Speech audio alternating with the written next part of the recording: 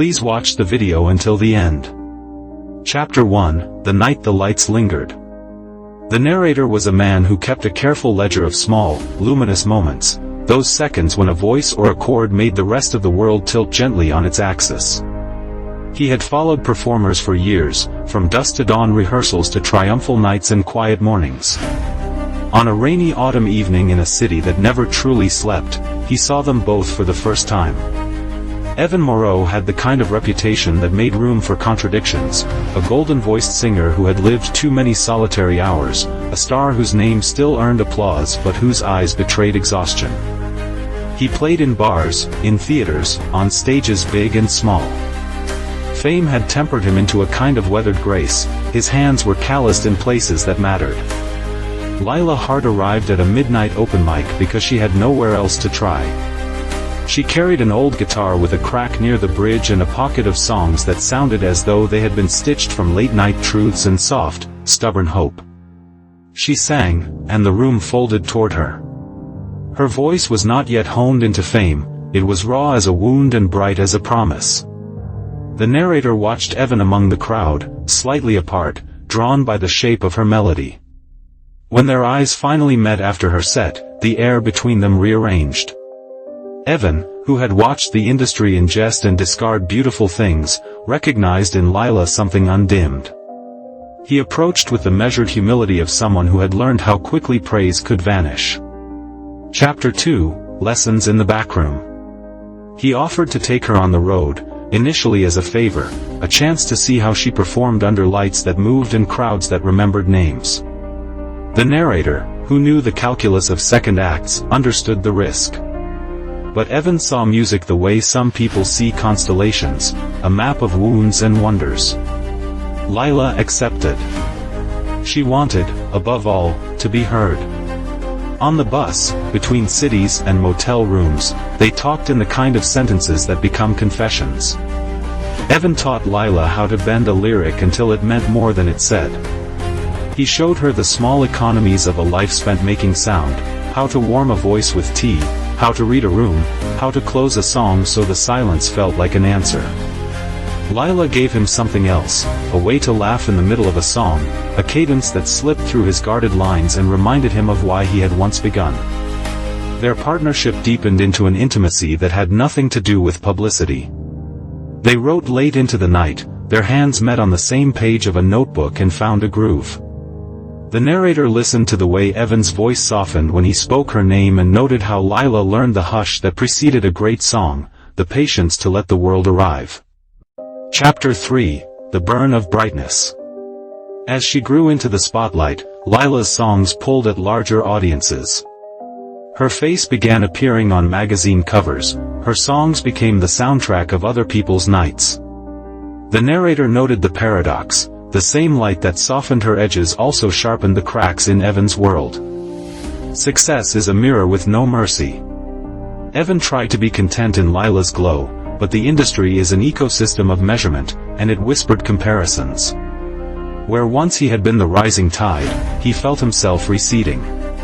Critics suggested duet dynamics, management encouraged partnership branding, and certain nights felt like a chorus repeating the same line, "She is the future." The strain changed the air between them. Love, which had been their shelter, sometimes turned into an argument about schedules, about small betrayals, a missed call, a headline that left one of them exposed. The narrator watched them navigate this strange topography, moments of fervent tenderness followed by silences so loud they hurt.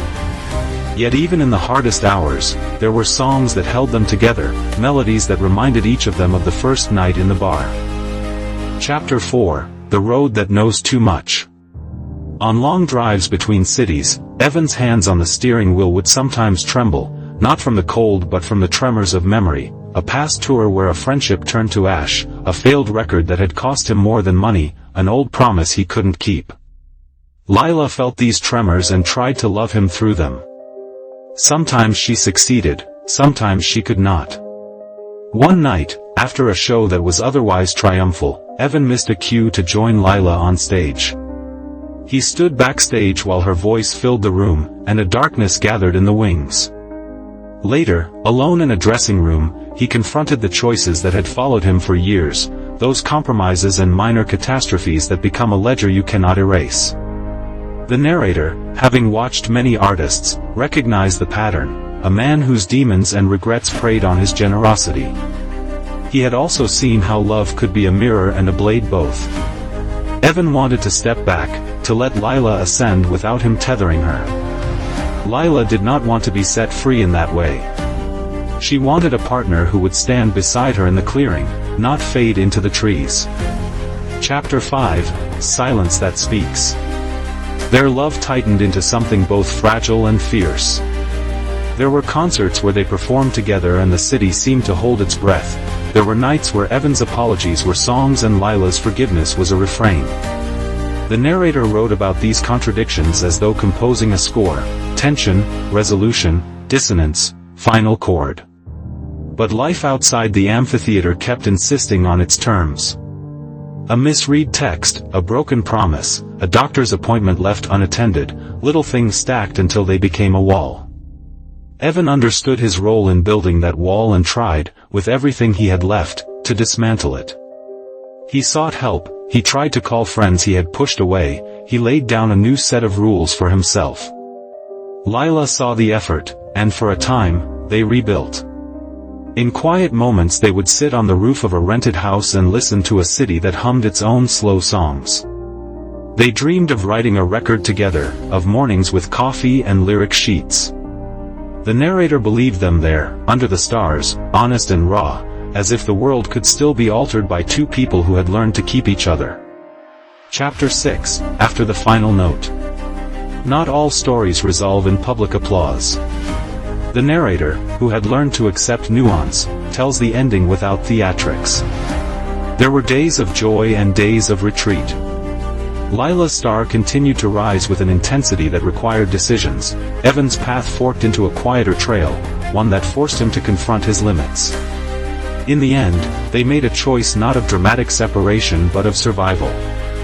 Lila chose to keep singing, to answer the calls that came for her voice, while Evan chose a form of love that was less visible but no less deep, to love with the tenderness of someone who lets go because holding would hurt both of them. They did not vanish from each other's lives, no tragic postcard finale, but they rearranged themselves into new shapes. Sometimes they met in quiet rooms to write, sometimes they exchanged long, careful letters. Their love lived in small courtesies, a recorded harmony sent across time zones, a voicemail left at dusk, a lyric sent in the middle of a tour. The narrator closed his ledger and admitted that this was a love that did not demand finality. It was an honest, imperfect love, shaped by music, by fame, and by the slow work of making peace with who we are. He watched them from the distance of memory and felt grateful that he had witnessed two artists willing to risk everything for something they believed to be true. If you enjoyed this tale, please subscribe to the channel, activate notifications, give the video a like, leave a comment, and share the video.